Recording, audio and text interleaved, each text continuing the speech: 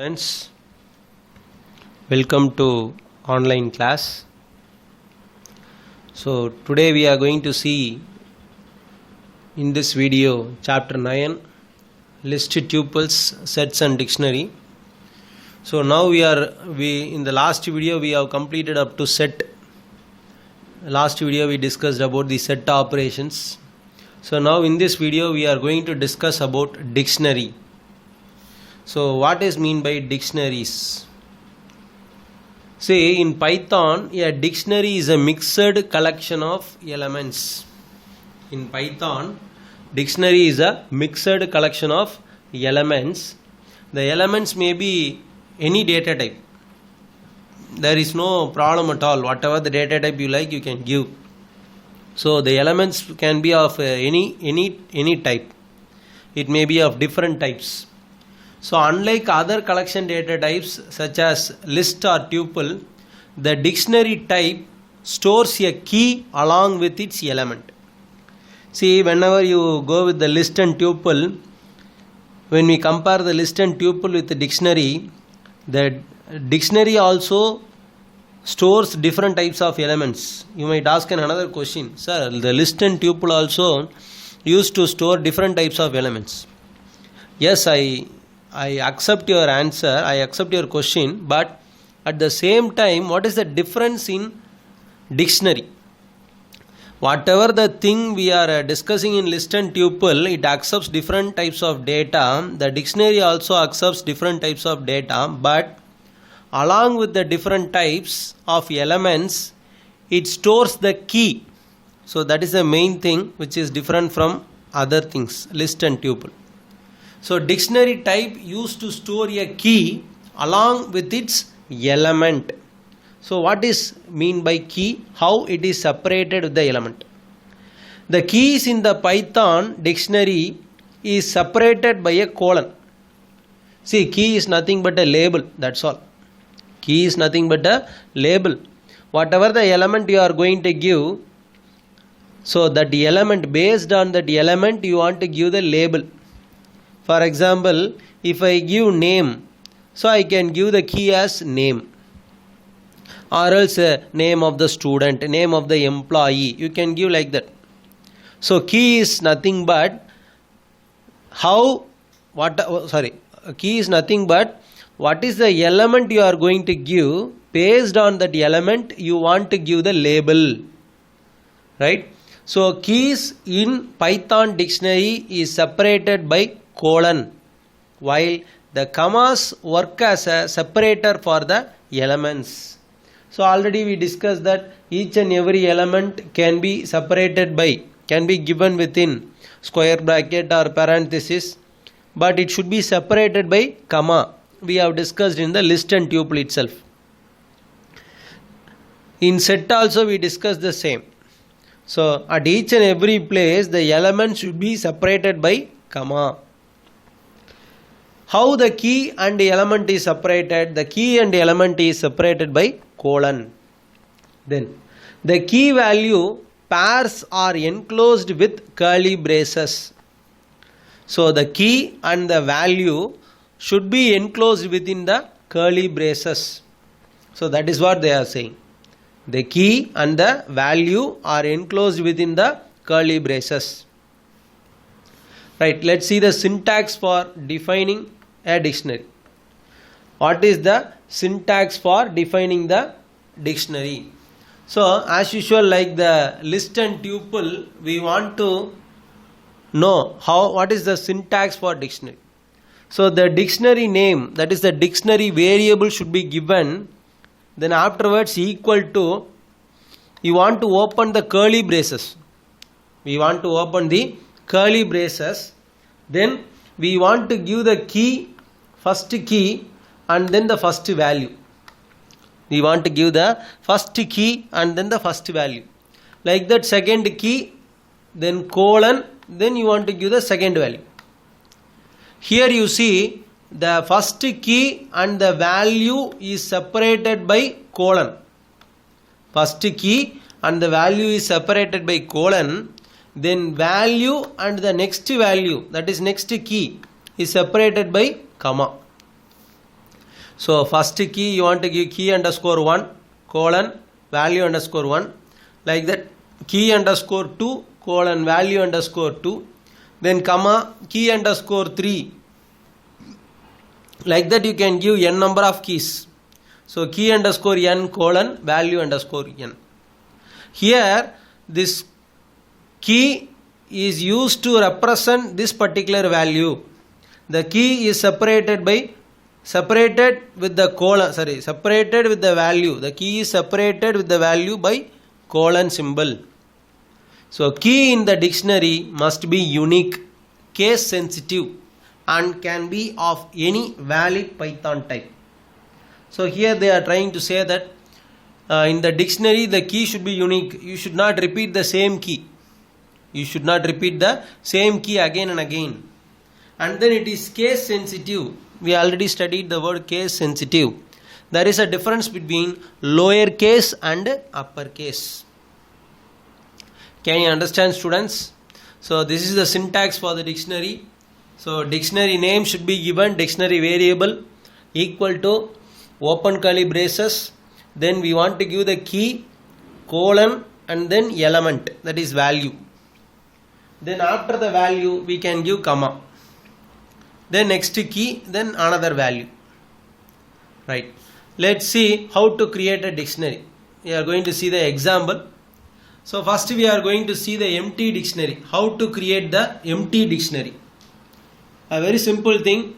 We can create an empty dictionary. So dict1 is equal to empty curly braces. Just curly brace alone I am going to give, no element. So that is called empty dictionary. Then I am going to create another example, dictionary with the key.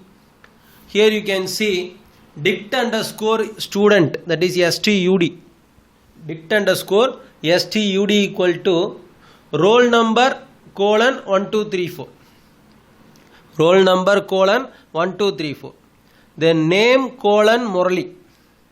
Class colon 12th. Then marks colon 451. From this you can understand that 1234 is a value. For that we have assigned the key called roll number. Like that Murali is the name. So for that we have assigned the key called name. So like that each and every element, each and every value is assigned with the key. Key and value is separated by colon. Key and value is separated by colon. Then you want to close the closing curly brace. So this is how we can create the dictionary. So creating a dictionary is a 2-mark question. Creating a dictionary and then syntax for defining a dictionary. These are all 2 marks. 2 marks or 3 marks. They will ask you combined manner also. Right. Then last topic in this video we are going to discuss about dictionary comprehension. What is mean by dictionary comprehension? See, dictionary comprehension is another way of creating the dictionary. Dictionary comprehension is another way of creating the dictionary. So we are going to create the dictionary in another method called dictionary comprehension. So what is the method? How can we create that? So for that the syntax is given here. Dict equal to expression. The expression should be given here. And then for, we can use the for loop. We can use the for loop. For, then control variable, then in sequence. So we are going to use the for loop inside this dictionary comprehension. So the expression, after the expression we can use the for variable in sequence. Inside that we can also use the if condition. But if condition is optional. So that is what we want to remember. The if condition is optional. But if we are specifying the if condition, only those values in sequence are evaluated using the expression which satisfy the condition. So whenever the condition is satisfied, then only the expressions are evaluated, the sequence are evaluated. Only those values in the sequences are evaluated using the expression. Right? if you see the example, you can understand it easily. So let's see the example for dictionary comprehension. Let's see the example for dictionary comprehension. In this example, you see here, dict equal to x colon 2 into x. Here dict equal to x colon represents the key. X colon represents the key. 2 into x. So that is the expression. 2 into x, that is the expression. When this expression will be evaluated? This expression will be evaluated, that is 2 asterisk x will be evaluated when the for loop, when the for condition is true. When the for condition becomes true. Or else if we are not using for condition, if we are using if condition, whenever the if condition is true, then the expression is evaluated. So now you see here, what is the for loop? For x in range. For x in range 1, 10. What is the start value? 1. What is the n value? 10. 10 means you want to reduce minus 1. Stop value you want to reduce by minus 1. Stop value minus 1. So 10 minus 1, it becomes 9. So it starts from 1, it ends up to 9. So first time the x value will be 1. Condition is true. True means 1 colon 2 into 1. 1 colon 2 into 1, it becomes 2. So the output is shown as 1 colon 2. 1 colon 2. Then next, again the for loop x value is increased. So for value for x in range 2. The condition, the x value becomes 2. 2 is less than 9. So condition becomes true means now 2 colon 2 into 2. 2 colon 2 into 2. So 2 2s are 4. So 2 colon 4. Like that it goes on. So when the condition becomes 3, condition becomes 3 means 3 colon 2 into 3. 2 3s are 6. Then condition becomes 4. X value becomes 4. Condition becomes true. So 4 colon 2 into 4, 8. Then it becomes 5. When it becomes 5, x value, condition becomes true. 5 colon 10. 2 into 5, 10. Then it goes for 6. Then 7. Then 8. When it comes to 9. When it comes to 9, what is the n value? 9 is the n value. So it stops up to 9. So 9 colon 2 into 9, it becomes 18. So it stops up to 9 colon 18. Can you understand, students? I think you might have understood this. I can show you in a practical manner in ideally Python. Open the ideally Python. Then you want to work, you can work in the interactive mode itself. There is no problem at all. So click on the interactive mode. You can see the Python interpreter symbol. So here you can see this is called Python interpreter symbol. So dict equal to, we can open the curly braces, not square bracket. So x colon 2 into x. 2 into x. So for x in range, what is the range? 1, 10. So close the curly braces.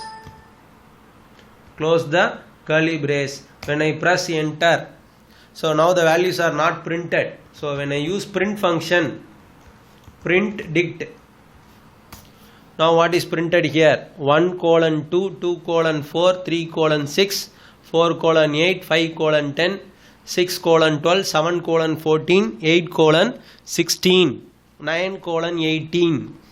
So it is printed up to 9 colon 18.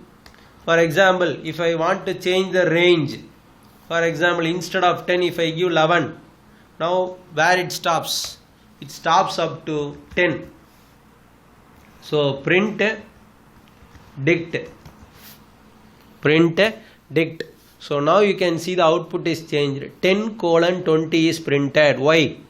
because we have changed the range as 11. 11 means stop value minus 1. So 11 minus 1, 10. So it stops up to 10. Can you understand, students? Right. I think you might have understood this.